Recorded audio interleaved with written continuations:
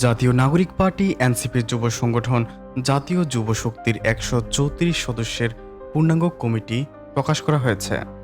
শনিবার রাত 9:30টার দিকে এনসিপির ভেরিফাইড ফেসবুক পেজে যুব শক্তির পূর্ণাঙ্গ কমিটি প্রকাশ করা হয়।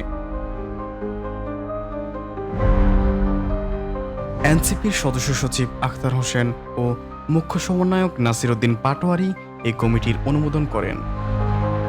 গত শুক্রবার যুব শক্তির আত্মপ্রকাশ অনুষ্ঠানে 131 সদস্যের পূর্ণাঙ্গ কমিটির কথা বলা হলেও আজ 134 সদস্যের কমিটি প্রকাশ করা হলো।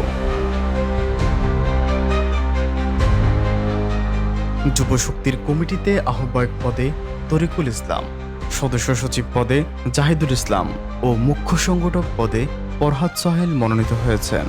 জ্যেষ্ঠ যুগ্ম আহ্বায়ক হয়েছেন তুহিন মাহমুদ।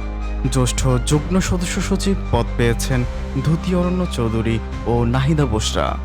জ্যেষ্ঠ সংগঠক হয়েছেন ইয়াসিন আরাফাত। এছাড়া যুব শক্তির মুখ্য যুব উন্নয়ন সম্পাদক করা হয়েছে খালেদ মাহমুদ মোস্তফাকে।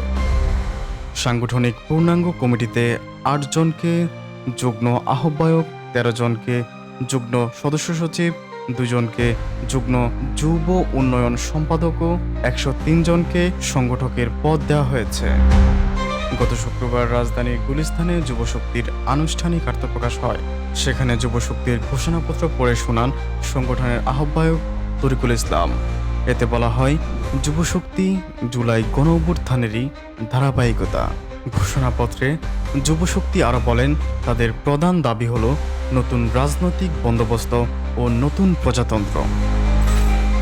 সম্মানিত ভিউয়ার্স, এতক্ষণ পর্যন্ত আমাদের সাথে থাকার জন্য আপনাকে অসংখ্য ধন্যবাদ।